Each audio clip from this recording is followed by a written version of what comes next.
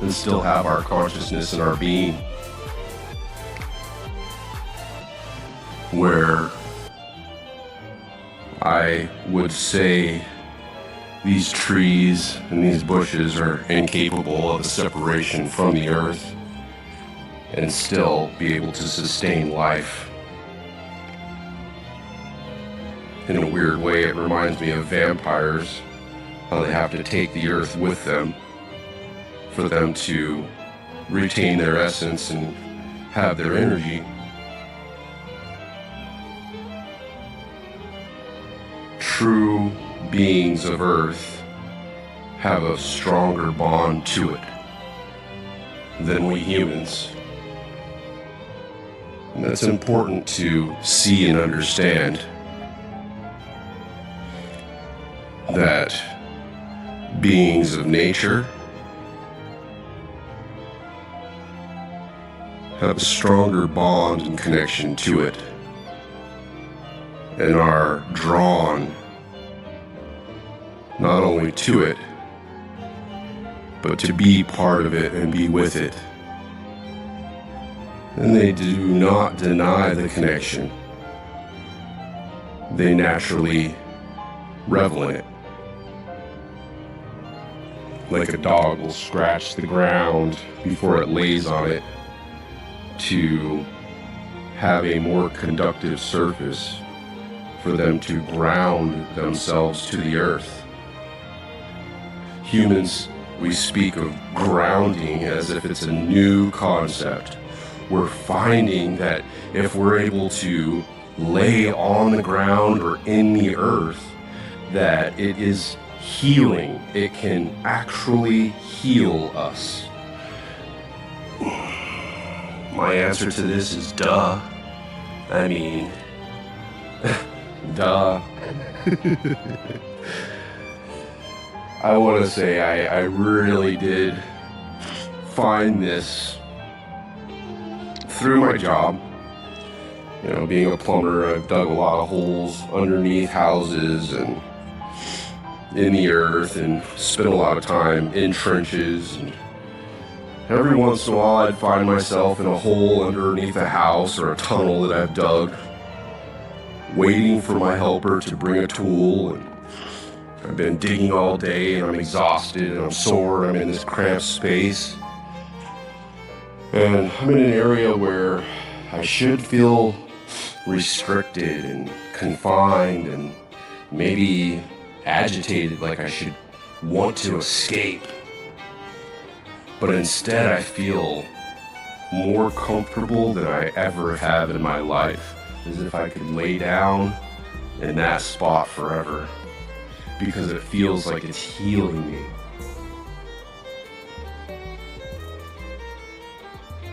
Because it is.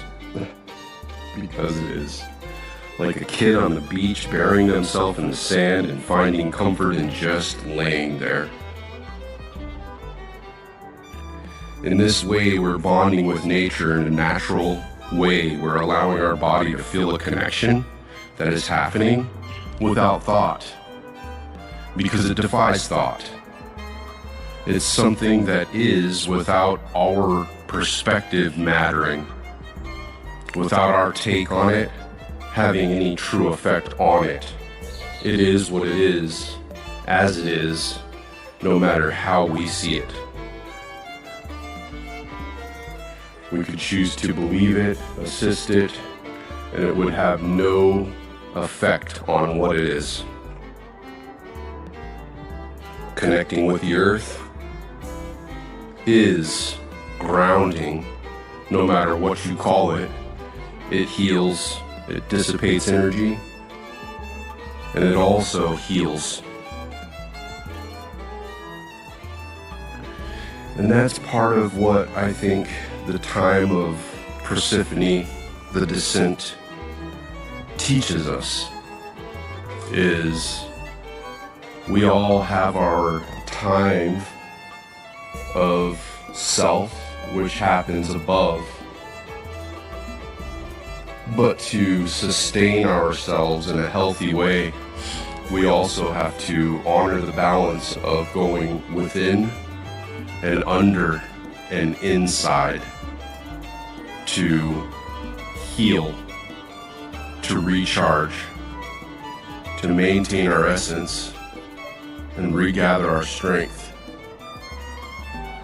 Otherwise, we lose ourselves, we lose our strength, we lose our essence, we lose our abilities as natural, connected creatures. We possibly start to go insane. I want to say that this is a big part of our society these days, is we don't walk on the ground with our bare feet and touch the earth enough. Too many of us are so concerned about keeping our shoes on. We live in buildings that are ungrounded. Our manufactured synthetic materials that we wear on our feet, on our bodies. We can live lives indoors and never go outside and enjoy nature. Especially in the cities and larger cities, we've put asphalt and concrete over everything, and we always wear our shoes and we never touch the earth. And maybe this alone is a huge part of the issue with humanity, is we have disconnected literally in a physical sense from nature. We don't touch it. We don't consider ourselves part of it. We don't appreciate the actual essence of the living things that are around us and their connection to the earth, that they transmute from the earth and allow us to see that we can participate with in a interactive and a visual manner. I read a book in my teen years, The Celestine Prophecies, and it was about exactly this point. It's about recognizing energetic essences and gazing at them, taking them in through your sight, through your physical touch, chewing your food slowly and appreciating the essence of it as it is taken into you, not just consuming it and tossing it on down, and the importance of it being natural, not synthetic. In this world with processed food, hormone and GMO-induced cellular mutations, corn syrup inside of everything, which is a genetically modified organism that's not even of nature, probably a big progenitor of cancer. I'm just going to say it out loud. These things are all poisoning humans and pushing us further and further away from nature. Never walking on the ground with your bare feet. Never appreciating nature and beauty. Just thinking about what society tells you. Your clothes, your car, your hair, your shoes, the music you listen to, sports, all these things that only exist in the mental realm that aren't even real in the world of nature. Focused on self and failure to stay grounded, to ever ground. There are people out there that since childhood have possibly very rarely grounded themselves in their entire lives, and you can see it in their souls.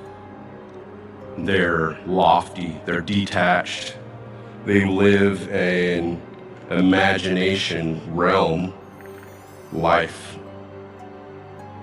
detached from reality, because the only real reality is based in nature. And the more detached you are from it, the further from reality you become.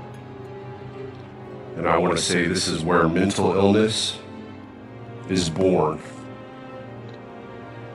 But it is also the way back.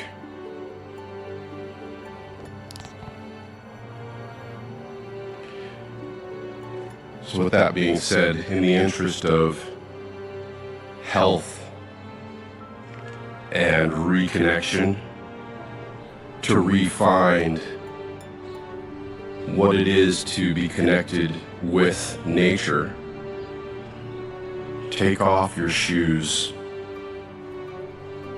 walk on grass at the park, at your house, in your backyard.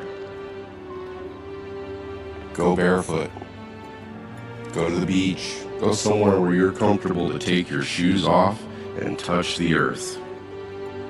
Lay on the ground for a good period of time, often, especially during these times when the soul is being supercharged by the sun and solar energy.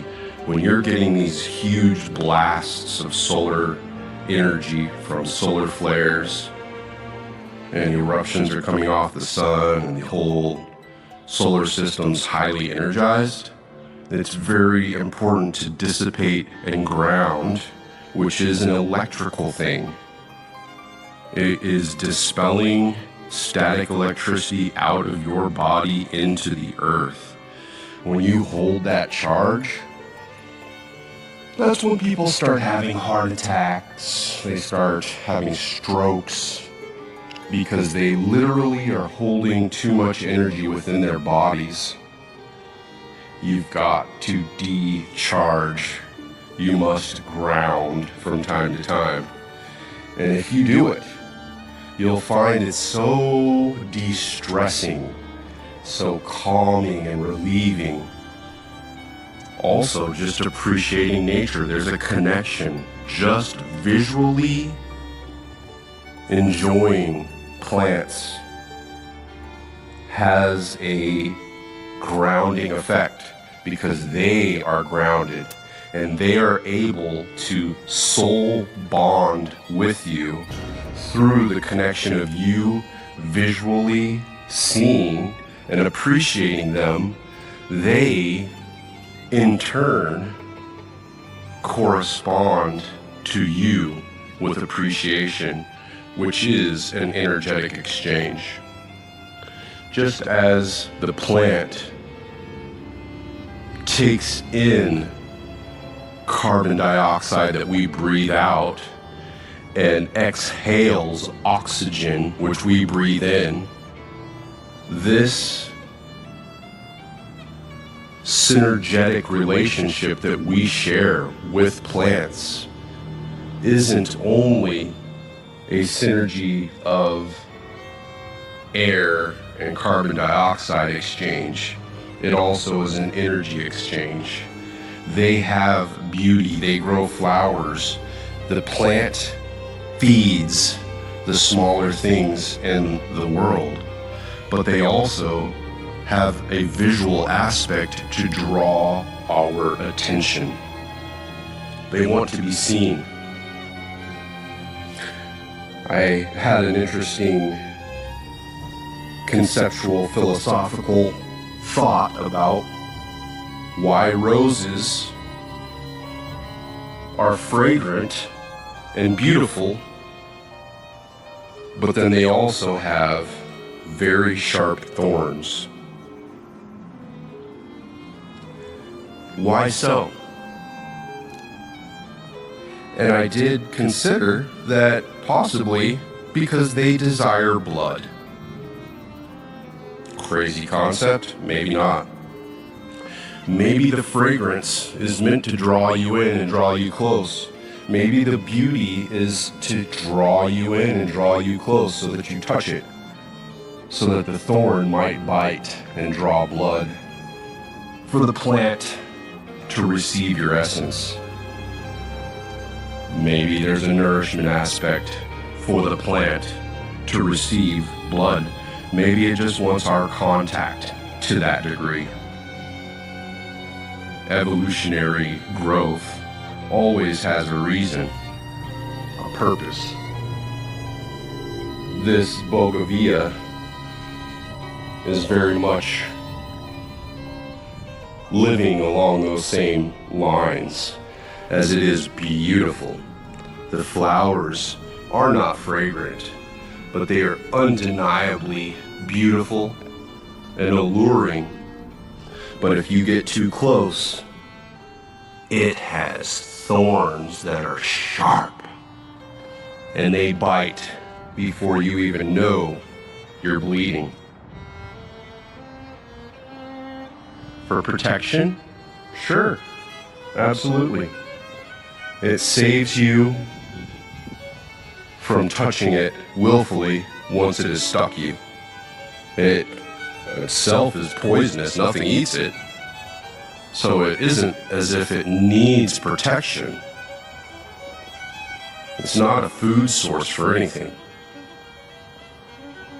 So sometimes I do consider that the thorn itself, yes, maybe evolved for protective measures, but also evolved for the connectivity beyond the skin, to pierce beyond our outer veil, and to taste what is within. Just a philosophical thought. But at any rate, they all have an essence of wanting to be seen and perceived.